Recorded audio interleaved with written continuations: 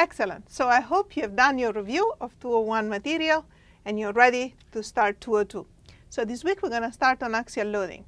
So welcome to 202X, week 1.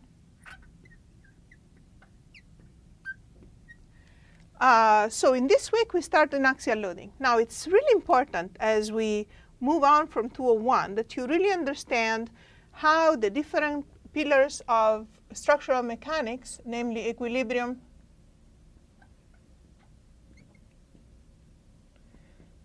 compatibility,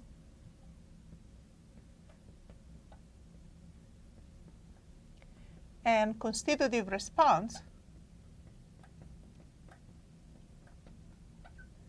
are used and come together to solve problems in structural mechanics. Things get a little more complicated when the material behavior is not just simply linear elastic, and we're going to start learning this week how to deal with geometric misfits and thermal expansion. So we're going to start building up on what we understand of these concepts. And one thing that you will see in 202 that is slightly different from what we did in 201 is that while in 201 we were really emphasizing giving you a precise path to the solution to a certain kind of problem. We gave you recipes that you can follow, turn the crank and get to the solution. In 202, we want to build your mastery to a little higher level in which you may be aware of different ways to solve the same problem. And you must be able to choose the path that's best suited to that problem. And you're going to have to build the confidence to understand how every single path is just a different way to organize these three sets of equations that control the behavior of the structure. So we're going to start together right away. One thing that I should tell you is that by going from 201x to 202x, we did a little bit of a simplification of notation. So notation simplification.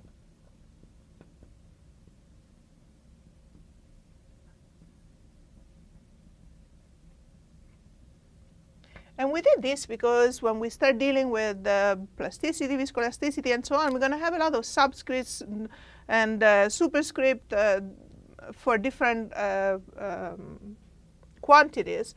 And we thought that it would be easier if we did the following. So in 201, 201x notation,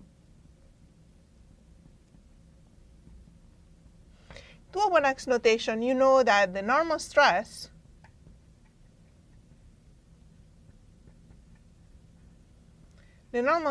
is called sigma n for normal. So the normal stress, remember, is the force per unit area that acts normal to the cut surface. So sigma n is what we call the normal stress in 201. So in 202, so this notation here for, let me write it here, 202x notation,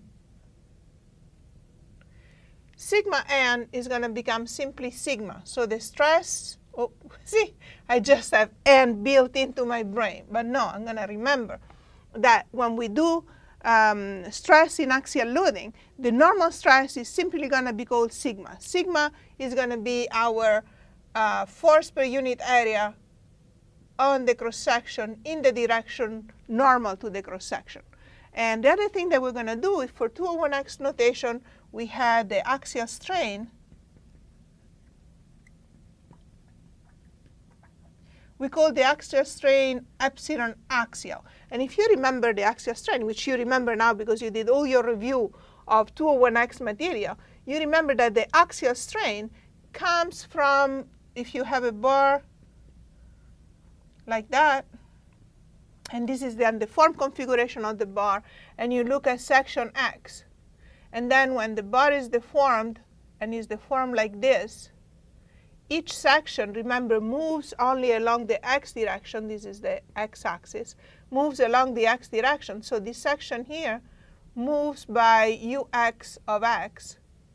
So remember that epsilon axial, the axial strain, is simply the gradient of the displacement field. So epsilon axial at section X is simply equal to the gradient of the displacement field at section X, right? So that's the axial strain. This is elongation per unit length, percent elongation.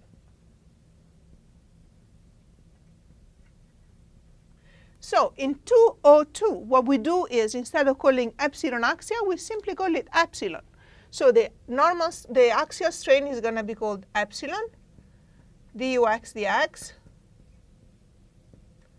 And I have to tell you that sometimes I'm even more lazy than that, because in axial loading, everything happens along the x-axis. So the x is the direction in which the bar elongates, in which the section moves. So normally in 201, I've been a little careful always having the subscript x to remember that this is the displacement in direction x, ux of x. You will see that sometimes in 202 I'm a little more sloppy. And because we know we're in axial loading, we know that this is simply the displacement along x. Sometimes I just, instead of writing ux, which is what I do in 201, sometimes I just call it u. So sometimes I have something as simple as epsilon equal to du dx. But remember that always the u that we deal with when we deal with axial loading is ux, the displacement in the x direction. And this is just a matter of notation. In 202, you're going to have to be grown up and have to be a little more flexibility and understand that what matters is the concept, and the notation is just our own way to talk to each other. But it's important that you notice that the notation has changed. So when you look at problems for 202x, that's the notation you're going to see in the notes and in your assignments. Okay, so now time to start. Let's get going.